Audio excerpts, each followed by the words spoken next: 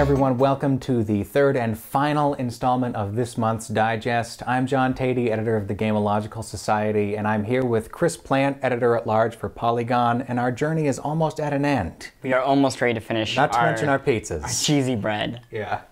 Today, I don't know, why don't we talk about Prototype 2? Oh, that sounds lovely. Okay, let's do it. A prototype is a raw proof of concept, and Prototype 2 from Radical Entertainment fits that bill. The concept it attempts to prove is that it's fun to play God.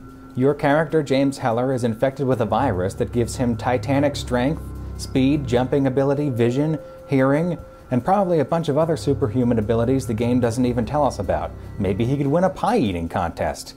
The 2 part of the game's title implies that there has been a little bit of refinement since the first prototype, and that notion, Chris Plant, I find a little more dubious. This seems like just the first game. I can't believe it's been 3 years since the last Prototype came out. And didn't Prototype take like 5 years or something? It had some sort of development process too. It was in the works for a while. Yeah.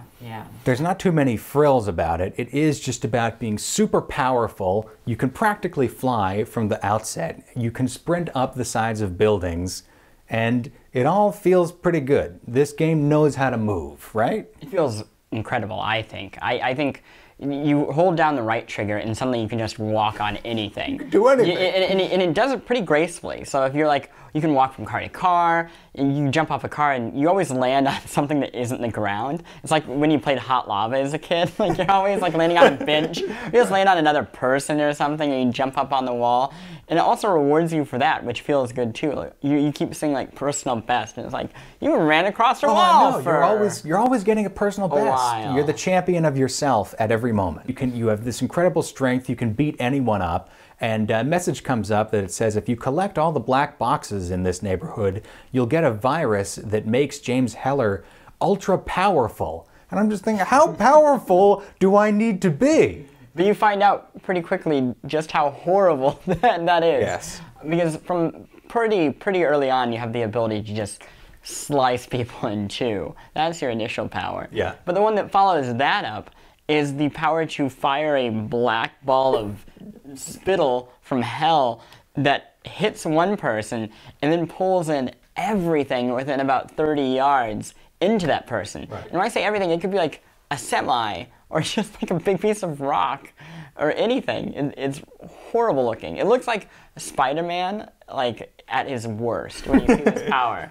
It's just like tarry spiderweb of death. Right. Spider-Man, like with emphysema, is what it looks like, like the image they'd put on the back of a cigarette box. The Prototype 2 also just makes me feel like big budget video games are broken. Because why the hell does the first hour have to be so boring? And this applies to, it's not just because this is an Activision game or because this is a loud, testosterone-y game. I mean, I had the same experience a few months ago with Skyward Sword, the Zelda game. And that was a number of hours, actually. But it's just like this solid brick wall of boredom. And the cutscenes are brutal. The unskippable cutscenes. Well, it doesn't help that the story and the dialogue is just atrocious. It's vile and you feel gross having to hear it. I mean, it starts out with your character, Heller, your wife and daughter being killed, which you find through this expository cutscene that lasts 45 minutes. Oh. And there's a sequence inside of it in which you can't jump. You just have to follow something for a good 15 minutes. But to the story... Slowly. But to the story... It basically is you want to get revenge on this virus, or maybe this company, or maybe the government, or maybe the guy from the protagonist from the last game. Who knows who you want to get, killed. You want to kill everybody, and doesn't really care if you do. In fact, that's how you get health. He's an unpleasant person, isn't he? But in this quest, yeah, he's wholly unpleasant. Everyone is a bitch. And it's like, bitch is how he punctuates sentences. He's like, well, I guess I need to go over there if I want to get the new upgrade. Bitch! And I'm like, what?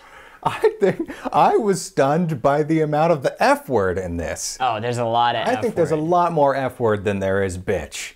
Like, There's a lot. Well, there's a lot of bitch. I would say the F word is the preposition of the sentence, bitch being the punctuation. It reminds me of, there was an Onion News Network video like a year ago or 2 years ago. Do you remember this one of the 5-year-old who wrote Fast and Furious 5? Oh, yeah. And that's like, this is like, maybe I'll give him 8-year-old. Like, this is an 8-year-old's idea of how like grown-up military guys talk. Well, this is the tasteful part of the game, too, what you're talking about. I know. Because then there's the stuff that just goes, that an 8-year-old wouldn't even imagine, like the now infamous autism scene, in which you find an audio recording, and it's soldiers yelling at a mother, "Why isn't he talking to us?" And the mother's like, "Because he's autistic."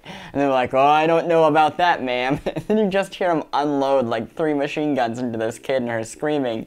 Why is that in this game? Who thought of that? Twisted human being. Why is this stuff in there, and why isn't it mostly you jumping around and being powerful, which is the, the pleasurable part, the enjoyable part? Why does it have to be larded with all this story? I think there's a point in kind of the nation's love affair with comic books. It's a new love affair we have, where it started with Spider-Man. And this is a comic book game, I should say. And it started with Spider-Man, and we loved comic books again, and they were fun and friendly. And then Dark Knight happened, and suddenly everything needed to be kind of dark and morose. And then it's gone further and further in games. And you saw this with Infamous 2 last year.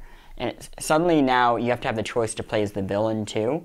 And usually it is a choice. You're either good or bad, and right. You'll be bad. Kind of hokey in its own. Yeah. Right? But here it just goes all out. It's just, you're going to do these horrible things, and you're going to have to like it if you wanna make it to the credits. Our journey has come to an end. We did it. Yes. Chris, thank you for being here. Thank you for inviting me. You can find Chris's work at polygon.com, and you can find my work at gameological, but you already knew that. That'll do it for this edition of The Digest. We'll be back next month. Hope you enjoyed it, and we'll see you then. So long.